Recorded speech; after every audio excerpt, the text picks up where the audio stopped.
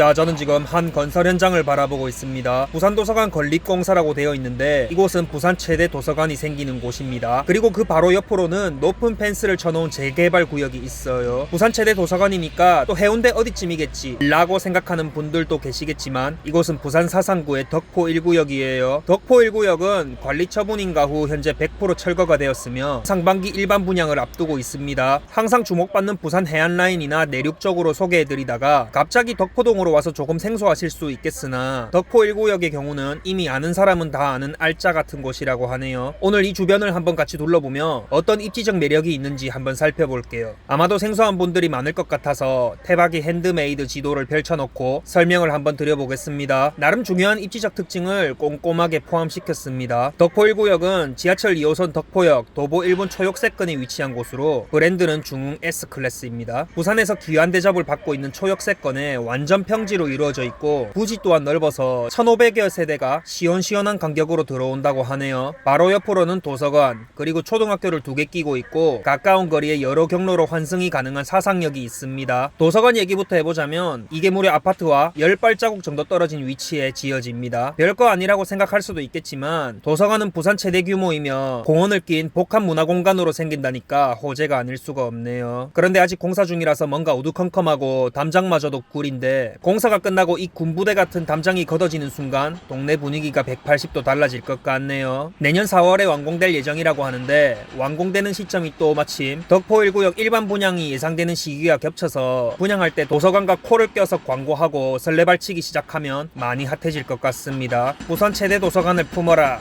뭐 이런 거요.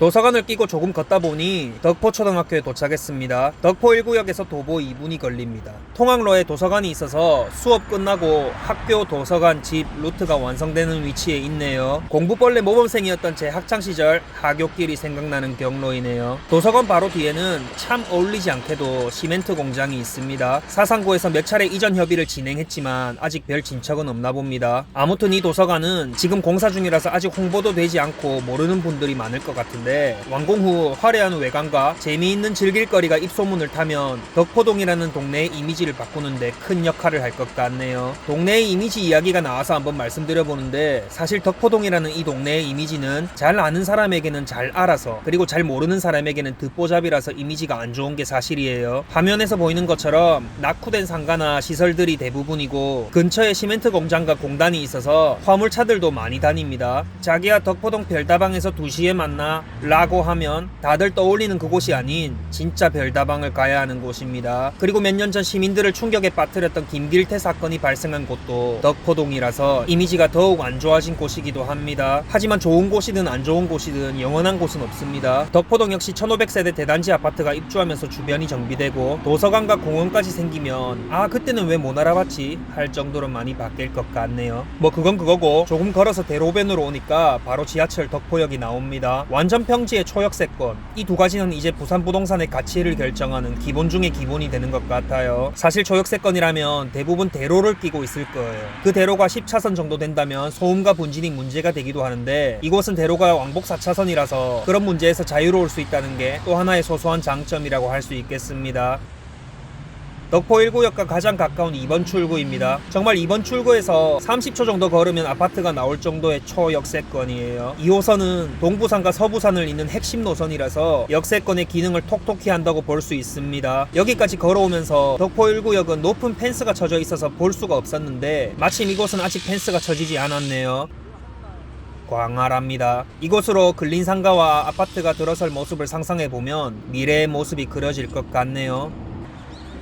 바로 맞은편에는 덕포시장이 있어요. 저는 뭐 그다지이긴 하나 은근히 재래시장을 좋아하는 분들이 많던데 그런 분들께는 좋겠습니다. 지붕이 있는 재래시장이라서 가격만 싸다면 뭐 좋긴 하겠네요. 자 이제 대로와 인접한 부분은 끝이고 꺾어서 들어가는 구간입니다. 꺾어서 들어가려고 했더니 웬 차가 한 대 질질질 끌려 나오네요. 갑자기 제 차가 걱정이 됩니다. 아주 그럴싸한 곳에 짱 박아 놓긴 했는데 신경이 쓰이네요. 잠시 서서 어쩔까 하고 고민하고 있는데 또 질질질 끌려가네요. 애처 조심스럽게 끌려가는 모습에 슬픈 표정이 보이네요. 아, 요즘 타요와 띠띠뽀를 너무 많이 봤나봐요. 부동산 사무실은 이곳에 모여있으니 임장 오실 분들은 참고하시면 되겠습니다. 현장 모습을 다시 한번 봅니다. 이렇게 보니 꼭 조선시대에 방문 구멍 내서 훔쳐보는 듯한 기분이 드는데 아무튼 현장의 모습은 잘 보이네요. 이제 이곳이 덕포 1구역이 끝나는 경계선이고 조금 더 걸어가면 사상 초등학교가 나옵니다. 사실상 초등학교를 앞뒤로 두 개를 품고 있는 초품화임에도 이곳의 학군은 다소 약점으로 작용합니다. 번듯한 학원가가 없을 뿐더러 학군이 자리 잡지 않은 동네라서 학군은 덕포 1구역 입주 후에 어떤 식으로 개선될지 지켜봐야 할 부분 같습니다. 초등학교의 긴 담벼락을 따라 남쪽으로 걸어 내려가면 사상역이 나옵니다. 덕포역은 30초임에 반해 사상역은 도보 10분의 거리에 있긴 하지만 사상역은 큰 상권을 가지고 있고 많은 노선이 다니는 환승역이므로 도보권에 있다는 게 꽤 의미가 있다고 할 수 있습니다. 지하철 2호선 사상역입니다. 꽤 큰 상권이 있고 전국 곳곳으로 갈 수 있는 시외버스 터미널이 있습니다. 바로 앞에 보이는 게 애플 아울렛인데 롯데 시네마까지 있는 나름 쏠쏠한 쇼핑몰입니다. 스티브 잡스와는 아무 관련 없습니다. 그리고 조금 더 걸어가면 사상역이 하나 더 나오는데 이 역은 부산 김해 경전철역이에요. 이걸 타면 김해공항 그리고 김해 중심지까지 갈 수 있습니다. 그리고 이 길로 조금 더 걸어 올라가면 지하철, 경전철에 이은 세 번째 사상역이 나올 거예요. 걸어가다 보니 채뼈따구라는 해장국 집이 나오는데 이 집이 사상역 맛집입니다. 장사가 그렇게 잘 된다고 하는데 저는 옆에서 개뼈따구 해장국집이라도 하나 하는데 자, 이제 세 번째 사상역이 눈앞으로 보이네요. 신축 공사 중인데 이 역은 경부선 기차역으로 무궁화호가 운행을 하는 곳입니다. KTX 운행 계획이 있는지는 잘 모르겠고 이곳은 추후에 부전, 사상, 마산, 북선전철역으로 활용되는 곳이에요. 서면역 부전동에서 출발하여 마산까지 운행하는 철도로 2020년 올해 개통을 한다고 하네요. 그리고 화면에는 나오지 않았지만 2022년 개통을 목표로 하는 사상 하단 지하철 5호선까지 현재 공사 중입니다. 엄청나네요. 사실 아직 눈에 보이지 않아서 감이 잘 안 잡힐 수도 있는데 지금까지 보여드렸던 지하철 2호선, 경전철, 부전, 마산, 복선 전철, 신설 지하철 5호선 그리고 시외버스 터미널이 지하 보행 통로와 무빙워크로 연결된다고 합니다. 엄청나네요. 교통 부분에 호재가 많아서 꽤 오랫동안 지루하게 설명을 드렸는데 벌써 뒤로 가기를 누르신 건 아닌지 걱정되네요. 아무튼 결론은 엄청나네요. 교통 호재를 설명드리다 보니 이 동영상이 뭐였는지 까먹은 분들도 있을 것 같은데 이 동영상의 주제는 덕포 1구역입니다. 덕포 1구역 10분 도보권에 이렇게 큰 교통 호재가 있다는 걸 설명해드리려고 이까지 왔네요. 자, 이제 다시 덕포 1구역으로 돌아갑니다. 사상역과 덕포 1구역 사이에는 이렇게 큰 상권이 있는데 유흥가입니다. 주거 입장에서 보면 혐오 시설이긴 하지만 바로 옆에 있는 게 아니라는 점에 만족해야 할 것 같습니다. 그리고 이 곱창집도 사상 맛집입니다. 뭐 제 유튜브 보고 왔다고 하면 할인되고 그런 건 아니니까 차고 없으시길 바랄게요. 아무튼 눈알이 막 오른쪽으로 돌아가기도 하고 막 그러는데 빨리 덕포 1구역으로 돌아가 볼게요.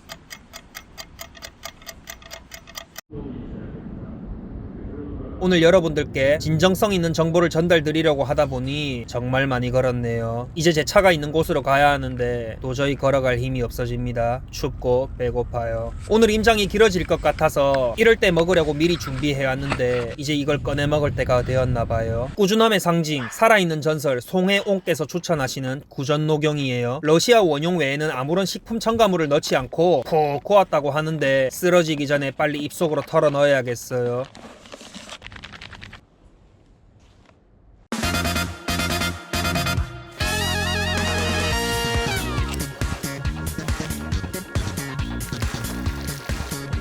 러시아의 혹독한 추위를 이겨낸 사슴들이 제 혀위를 마구 뛰어다니네요. 영하 30도를 이겨낸 강인한 생명력이 가슴속에서 불끈거립니다. 멈춰지지가 않아요. 아무튼 좋은 제품이 생겨서 새해를 맞이하여 구독자 여러분들께 나눔해보고자 합니다. 댓글로 태박이에게 하고 싶은 이야기와 응원 메시지를 적어주시면 추첨을 통해서 두 분께 시가 7만원 상당의 구전녹용 순을 보내드리도록 하겠습니다. 그리고 세 분을 더 추첨하여 커피 쿠폰을 보내드릴게요. 이벤트에 대한 자세한 내용은 설명란을 참조해주세요.